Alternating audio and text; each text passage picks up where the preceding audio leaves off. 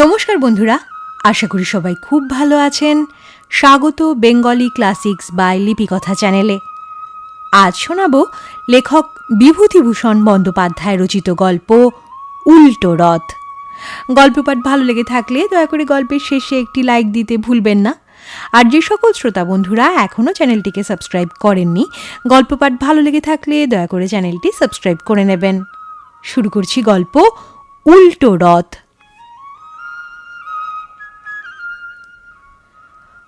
আমার ছেলেবেলায় আমাদের গ্রামে নতুন এক ঘর লোক এসে বাস করল। আমি সেবার মামার বাড়ি গিয়েছিলাম 6-7 মাসের জন্যে। এসে দেখি রামেশ্বর চক্রবর্তীদের ভিটের পশ্চিম পারে যে নিবিড় জঙ্গল ছিল তা তারা কেটে ফেলে সেখানে 2-3খানা টিনের ঘর তুলেছে। কাতুকে জিজ্ঞেস করলাম, হে কি রে, আমাদের সেই নোনা গাছটা? কাতু ঠোঁট উল্টে বললে, সে হয়ে গিয়েছে। হয়ে গিয়েছে মানে? এখানে যে নতুন লোক এসে ঘর বেঁধেছে। মামার বাড়ি ছিলে, দেশের খবরই বা কি রাখো? কে রে? অনেক দূরে কোথায় থাকতো, সেখান থেকে উঠে এসেছে। ব্রাহ্মণ? হ্যাঁ, নাম সত্য চক্রবর্তী। চল গিয়ে দেখে আসি। ছেলেপিলে আছে আমাদের বয়সী? 2 জন আছে, ভাব হয়ে গিয়েছে আমাদের সঙ্গে। নিন্তু আর পটল, ভারী ফসা ফসা দেখতে, আর হিন্দি মিন্দি বলে।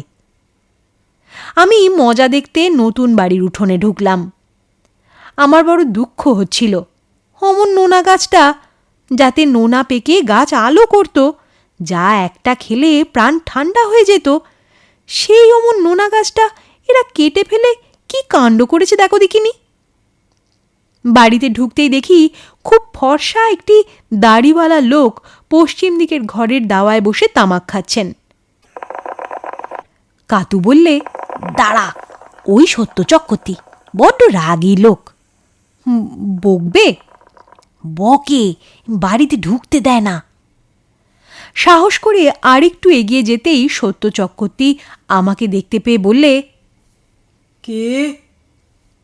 আমি সাহস সঞ্চয় করে বললাম, আমিটা কে? আমার নাম তোতন, এই গাঁয়েই বাড়ি। ব্রাহ্মণ? হ্যাঁ। বাপের নাম কি? শ্রী অনাদিনাথ মুখোপাধ্যায়।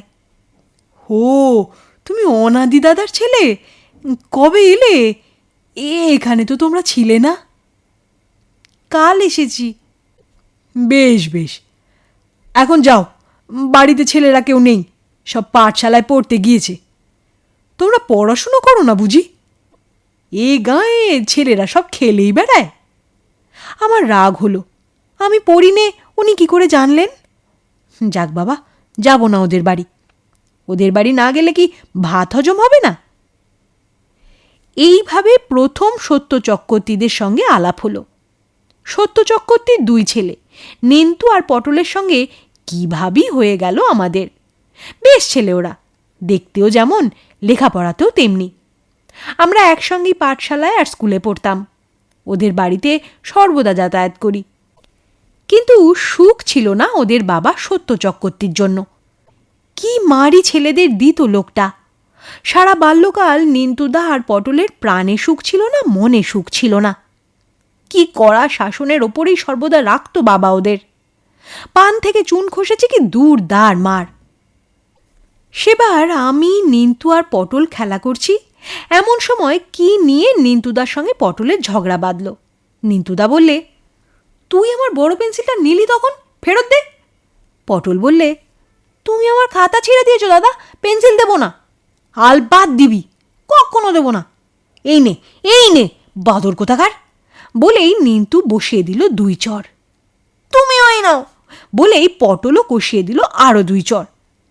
এমন সময় ওদের বাবা সত্য চক্রবর্তী অগ্নিমূর্তিতে ঘরে ঢুকে বললেন, কি হচ্ছে হ্যাঁ? এইরকম করে পড়া হচ্ছে বুঝি? শুম্ভ নিশুম্ভ যুদ্ধ বাঁধিয়েছ দেখছি। বলেই দুজনকে সে কি দূর দাঁড়িয়ে মার। গরুকেও মানুষ অমন মারে না। নিন্তুদা তো মার খেয়ে উঠোনে এসে ছিটকে পড়ল। পটল কোণে গিয়ে জড়সড় হয়ে দাঁড়ালো কাঁপতে কাঁপতে। আমি সরে পড়লাম বেগতিক বুঝে। এই রকম দেখে এসেছি সারা বাল্যকাল। নিন্তুদা আর পটল বাপের ভয় জুজু। কোনো জায়গাতে ইচ্ছে মতো খেলতে যাওয়ার জো নেই। নিন্তুদার বিয়ে হলো অপেক্ষাকৃত অল্প বয়সে। ওদের সকলের ছোট ভাই পিন্টুর বয়স এই সময় বছর 4। আমি আইয়ে পড়ি কলকাতায়। বিয়ের চিঠি পেয়ে বাড়ি এলাম। নিন্তুদার বিয়ে, আমোদ আহ্লাদ করা যাবে। নিন্তুদা ডাক্তারি পড়ে, ভালো ছেলে কলেজের। পটল গিয়ে ওর বাবাকে বললে, বাবা, দাদা বলে যে পকেট ঘড়ি নেবে না। সত্য চক্রবর্তী বিস্ময়ের স্বরে বললেন, হ্যাঁ কি? বলে যে পকেট ঘড়ি নেবে না, আজকাল রিস্ট ওয়াচের রেওয়াজ হয়েছে, পকেট ঘড়ি কেউ পরে না, তাই বলছিল। পরে না? কোথায় গেল সে হারামজাদা? ডাকো এইদিকে। নিন্তুদা তো সংকুচিতভাবে সামনে এসে দাঁড়ালো, মুখ চুন হয়ে গিয়েছে ভয়। সত্য চক্রবর্তী বললেন, তুমি পকেট ঘড়ি নেবে না? বড্ড তালেবর হয়েছ বুঝি? বাপের ওপর কথা! বজ্জাত পাজি, জুতিয়ে মুখ ছিঁড়ে দেব। যাও, তোমার বিয়ে করতে হবে না, তুমি কালই কলকাতায় চলে যেও। সেদিন বাড়িতে লোকজনের ভিড়। শাঁখ বাজছে, নান্দি মুখের চাল কোটা হচ্ছে, চেঁচামেচি শুনে ওদের মা বের হয়ে এলেন। এসে ছেলের পক্ষ হয়ে স্বামীকে 2 কথা শোনালেন। তোমার না হয় 3 কাল গিয়ে 1 কালে ঠেকেছে, কিন্তু দুধের ছেলে। ওদের এত হিসাব জ্ঞান এখনো হয়নি তোমার মতো। আজকের দিনে বাচ্চাকে কোনো কথা বলতে পারবে না বলে দিচ্ছি। অত বড় কথা বলতেও সাহস হয়? আজকাল কালে কালে সব হচ্ছে কি? হ্যাঁ, অত তোমাকে দেখতে হবে না, যাও বাইরে গিয়ে বসো খানিকক্ষণ। নিন্তুদা সে যাত্রা রেহাই পেল। কিন্তু বিয়ের পর নিন্তুদা দুঃখ করে বলেছিল, দেখলি তো ভাই বাবার রাগ। একটা হাত ঘড়ির কথা বলতে গেলাম, তা বাবা। আমি বললাম, বাদ দে, গুরুজনদের কথায় দুঃখ করতে নেই। বাবা বোঝেন না, একটা হাত ঘড়ি থাকলে আমাকে কেমন মানাতো। এরপরে কিনে পড়িস, নে এখন। দিন চলে যেতে লাগলো। দেখতে দেখতে 20 বছর কেটে গেল, 25 বছর কেটে গেল। তখনকার বালক এখন যৌবনের সীমা পার হতে চলেছে। দেশে এসেছি অনেক দিন পরে। অনেক কিছু পরিবর্তন হয়েছে দেশের। যেখানে আগে কোঠা বাড়ি দেখেছি, এখন সেখানে ভাঙা ইটের স্তূপ আর জঙ্গল। বাড়ির লোক মরে হেজে গিয়েছে। যারা বেঁচে আছে তারা বিদেশে চাকরি করে, দেশে যাতায়াত নেই। আগে যাদের হীন অবস্থা দেখেছি, এখন তারা অবস্থা ফিরিয়ে ফেলেছে। বাড়িতে তাদের গোলাপালা, গরু বাছুর, ভাতের অভাব নেই বাড়িতে। এই রকম গৃহস্থের বাড়িতে সকালবেলা বেড়াতে গেলাম। এ বাড়ির কর্তাকে ছেলেবেলায় আমি দেখেছি, নাম ছিল মাধব পণ্ডিত। এরা গোয়ালার বামুন, অর্থাৎ গোয়ালাদের বাড়ি দশকর্ম ও শান্তি সস্তয়ন করে অতি কষ্টে পরিবারের অন্নের গ্রাস সংগ্রহ করতেন পণ্ডিত মশাই। এদের একখানা চালা ঘর দেখেছি ছেলেবেলায়। তখন মাধব পণ্ডিতের বড় ছেলে জয়কেষ্ট আমারই বয়সী। খিদের জ্বালায় সকালবেলা পাকা বিচে কলা খেত মায়ের কাছ থেকে চেয়ে, কুটনোর থালা থেকে তুলে নিয়ে। পণ্ডিত মশাই কোঁচড়ে করে চাল আনতেন প্রতিবেশীর বাড়ি থেকে ধার করে, তবে হাঁড়ি চড়ত। মাধব পণ্ডিত কুলের অম্বল বড় ভালোবাসতেন। একদিন আমার বেশ মনে আছে, জয়কেষ্ট আর তার বোন নন্দী দুজনে এক কোঁচড় কুল পেড়ে নিয়ে এলো মাঠ থেকে। ওরা পা বিছিয়ে কুল খেতে বসলো রান্নাঘরের দাওয়ায়, কারণ ওদের সদাই খিদে। আমি মুখ ফুটে চাইলাম। আমার হাতে জয়কেষ্ট গোনা একটা কুল দিলে। নন্দী বললে, ও কি দাদা, একটা দিতে নেই, আর একটা দে। তোর ভাগ থেকে দে না। নন্দী আমাকে 1 মুঠো কুল দিলে। আজও তার সেই দরাজ হাতের কথা আমার মনে পড়ে বেশ। এমন সময় মাধব পণ্ডিত কোথা থেকে এসে ছেলে মেয়েদের কোঁচড়ে কুল দেখে বলে উঠলেন, বেশ বেশ, এই কুল পেলি কোথা? আর খাস নে, ডেকে দে, কুলের অম্বল হবে। জয়কেষ্ট বললে, না বাবা, আমরা খাবো। নন্দী বললে, চুপ করো দাদা, বাবা কুলের অম্বল ভালোবাসে তুমি জানো না? না বাবা, আমরা আর কুল খাবো না, মাকে দিয়ে আসছি অম্বল করতে। কিন্তু গুড় নেই, বলো অম্বল হবে কি দিয়ে? মাধব পণ্ডিত মুখ চুন করে বললেন, ও গুড় নেই, তবে আর কি হবে। আমি তখনই উঠলাম। আমাদের বাড়ি অনেক গুড় পাটালি আছে, কারণ আমাদের 19টা খেজুর গাছ কাটা হয় প্রতি বছর। মাকে গিয়ে বলতেই মা খানিকটা পাটালি দিলেন। আমি নন্দীর বাড়ি এসে সেই পাটালি নন্দীর মার হাতে দিয়ে বললাম, পণ্ডিত কাকাকে কুলের অম্বল করে দিও কাকিমা। আর আজ তাদের পরিবর্তন দেখে অবাক হতে হবে। জয়কেষ্ট পাটের ব্যবসা করে অবস্থা ফিরিয়ে ফেলেছে। একতলা কোঠা বাড়ি, টিউব কল, শান বাঁধানো উঠান, গোয়ালে 8-10টা ভালো ভালো গাই গরু, ধানের গোলা। আমি তো দেখে অবাক। জয়কেষ্ট এখন ইউনিয়ন বোর্ডের প্রেসিডেন্ট, চিনি কাপড় দেওয়ার কমিটির সেক্রেটারি, শিক্ষা কর আদায় করবার কর্তা। লোকে মানে, চেনে, ভয় করে। না করলে উপায় নেই। তোমার শিক্ষা কর বাড়ল, চিনির বরাদ্দ কমল, কাপড়ও 2-3 চালান পাওয়া গেল না। জয়কেষ্টকে এখন গ্রামের লোক বলে বড়বাবু। মাধব পণ্ডিত অনেক দিন মারা গিয়েছেন শুনলাম। সংসারের সুখভোগ তার অদৃষ্টে ছিল না। কিন্তু সকলের চেয়ে পরিবর্তন হয়েছে নিন্তুদাদের বাড়িতে। জয়কেষ্ট চা খাওয়াতে খাওয়াতে আমাকে বললে সব। নিন্তুদা এখন এখানে থাকে না, শহরে কোথায় চাকরি করে, ছেলে মেয়ে নিয়ে সেখানেই থাকে। পটল এখন রেলে কাজ করে, স্ত্রী পুত্র নিয়ে লালমনির হাটে থাকে রেলের বাসায়। বাড়িতে আছেন শুধু সত্য চক্রবর্তী আর তার ছোট ছেলে পিন্টু। এখন অবশ্যই তার বয়স 30 বছরের ওপর। আমি বললাম, পিন্টু চাকরি করে না? চাকরি করবে কি, ওর মাথা খারাপ হয়ে গিয়েছে, বাড়িতে থাকে আর পাগলামি করে। সত্য চক্রবর্তী কিছু বলেন না? সত্য চক্রবর্তী আর সে সত্য চক্রবর্তী নেই, এখন তিনি ছেলের ভয়ে জুজু, তাকে পর্যন্ত এক একদিন মারতে যায়। আমি অবাক হয়ে বললাম, সে কি, সত্য কাকাকে? হ্যাঁ, জিনিসপত্র ফেলে ভেঙে চুরমার করে, চাল ডাল ঘরে চাবি দিয়ে রেখে দেয়। ওই দেখো না, কালই আমার বাড়িতে বস্তাবন্দি করে রেখে গিয়েছেন। ওর ঘরে রাখলে পিন্টু বিক্রি করে ফেলবে, নয়তো নষ্ট করে ফেলবে। কেউ কিছু বলে না? কে বলবে? পাগলকে কে রাগাতে যাবে?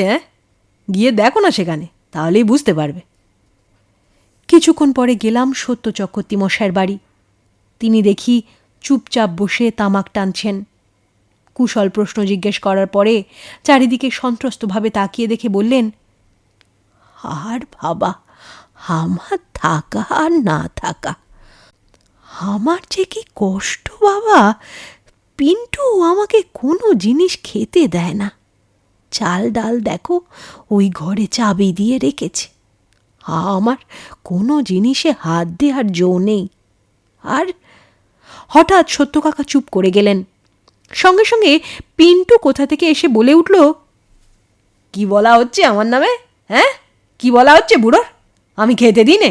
আমি চাল ডাল চাবি দিয়ে রাখি? রাখি তো, নাহলে তুমি বিক্রি করে মেরে দাও সব। তোমাকে আর আমি জানি নে, বুড়ো ঘুঘু। আমি বলে উঠলাম, ছি ছি, এসব কি হচ্ছে পিন্টু? উনি তোমার বাবা না? বাবাকে ওসব বলতে তোমার মুখে বাঁধে না? ও বললে, উনি বাবা? তাই কি? আমি ওসব মানি নে, আমার যা খুশি তাই করব। তা বলে ওকে তুমি খেতে দেবে না, ঘরে চাবি দিয়ে রাখবে? পিন্টুর বাবা বললেন, আর বাবা আমাকে। চুপ! পিন্টুর ধমক খেয়ে কথা শেষ করতে পারলেন না। পিন্টু হেঁকে বলে উঠল, চুপ! আমি বললাম, ও কি পিন্টু? কিছু না, উনি বাজে বকছেন। আর তুমি খুব ভালো কথা বলছো বুঝি? বাবাকে এসব কথা বলতে হয়? কোথায় শিখলে? ওকে ধমক দিয়ে তখনকার মতো চুপ করিয়ে দিলাম বটে, কিন্তু বুঝলাম এ রোগের ওষুধ এত সহজে হবে না। বৃদ্ধ সত্য চক্রবর্তীর জন্যে দুঃখ হল। সেই দৌর্দণ্ড প্রতাপ সত্য চক্রবর্তী, যার ভয়ে ছেলেরা জুজু হয়ে থাকত।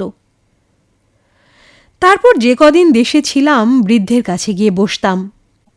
কি অদ্ভুত পরিবর্তন তার! দেখে অবাক হয়ে যেতাম। এদিক ওদিক চেয়ে ফিস ফিস করে কথা বলেন, ভয়ে সর্বদা সন্ত্রস্ত। ছেলের বিরুদ্ধে কোনো অভিযোগ পর্যন্ত করতে ভরসা পান না।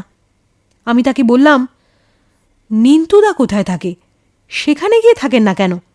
কিংবা পটলের কাছে লালমনির হাটে? বৃদ্ধ দীর্ঘ নিঃশ্বাস ফেলে বললেন, সেসব জায়গায় মন টেকে না বাবা। নিন্তুর বাসায় জায়গা কম, লোকজনের ভিড়। পটলের তো রেলের কোয়ার্টার, পাখির খাঁচা। আমরা পাড়া গাঁয়ের লোক, হাত পা ছড়িয়ে থাকা অভ্যেস। সেসব জায়গায় হাঁপ লাগে আমার।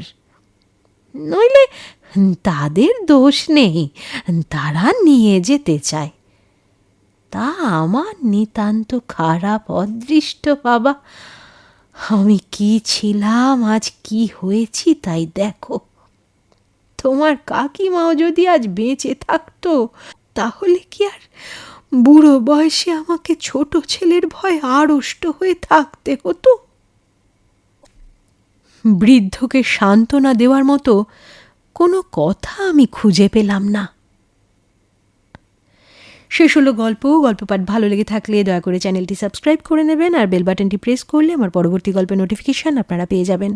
আপনারা চাইলেই গল্পটিকে আপনাদের বন্ধুবান্ধব প্রিয়জনদের সাথে শেয়ার করে নিতে পারেন। সবাই খুব ভালো থাকবেন, সুস্থ থাকবেন। অনেক ধন্যবাদ।